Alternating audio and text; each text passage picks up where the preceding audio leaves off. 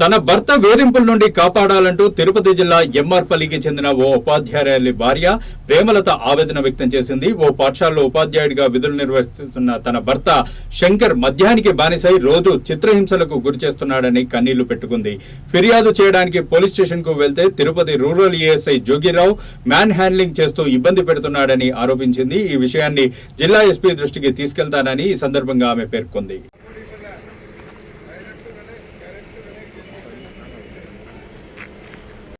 ఇది ఉంది, అతను బెయిల్ పైన ఉన్నాడు. 3-4 కేసులు కోర్టులో ఉన్నాయి. కోర్టులో ఉండగా కోర్టులో తేల్చుకోవాలని, నేను కోర్టులో తేల్చుకోవాలంట. నేను ఏ విధంగా తేల్చుకోగలను సార్? ఒక ఆడదాన్ని ఇంత పోరాడాను, నా ప్రాణాలు కాపాడుకొని నేను వచ్చేసాను. బయట వచ్చాయి, కేసులు అయ్యాయి.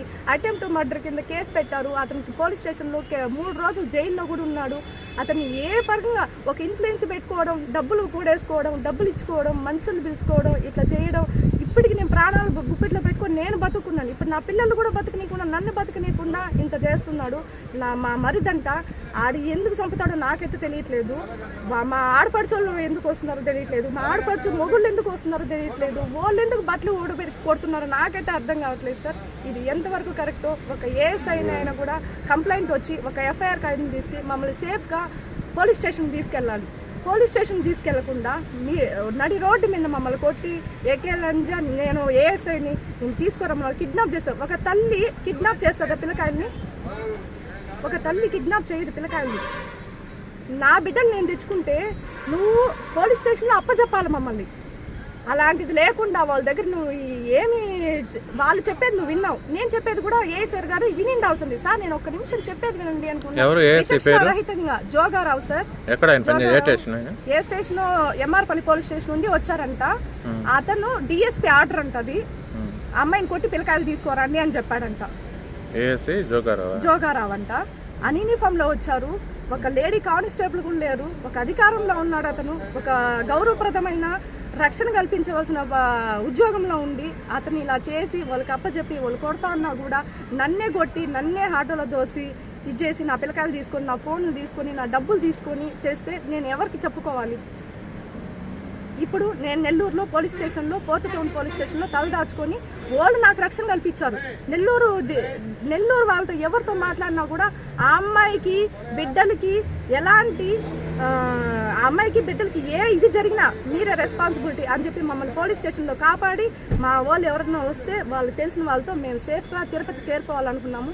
నేనైతే ఒప్పుకోను సార్. ఈ ఎస్పీకి కూడా నేను కంప్లైంట్ ఇస్తాను.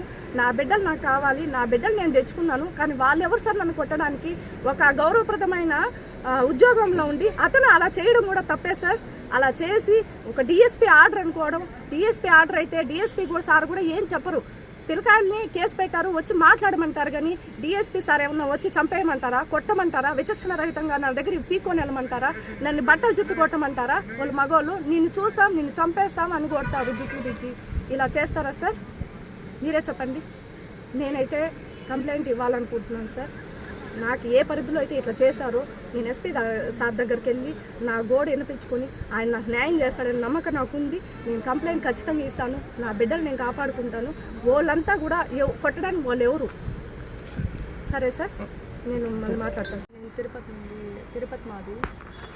నాకు నా భర్తకి గత 5 సంవత్సరాలుగా కోర్టులో కేసు ఉంది. నన్ను చంపాలని అటెంప్ట్ మర్డర్ చేశాడు. ఆల్రెడీ తను జైల్లో వచ్చాడు, బెయిల్ మీద ఉన్నాడు. నేను నా పిల్లకాయలు నా దగ్గరే ఉన్నారు. పిల్లకాయలు నేను తీసుకుంటే దౌర్జన్యంగా నేను పిల్లకాయలు డీవీసీ మెయింటెనెన్స్ కేసు వేసాము.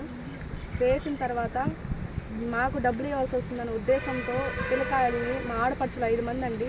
అతను ఒక ఎంప్లాయీ, వేరే పెళ్లి చేయాలనే ఉద్దేశంతో వాళ్ళ అక్క కూతుర్ని పెళ్లి చేసుకోవాలనే ఉద్దేశపూర్వకంగా నా పిల్లకాయలు వాళ్ళు చెప్పి తీసుకెళ్ళారు దౌర్జన్యంగా. ఆల్రెడీ నేను కంప్లైంట్ కూడా ఇచ్చాను, ఎంఆర్పల్లి పోలీస్ స్టేషన్లో ఇచ్చాను. ఎస్పీ దగ్గరికి వెళ్ళాను, కేసు అయింది. అతను జైలుకి వెళ్ళాడు.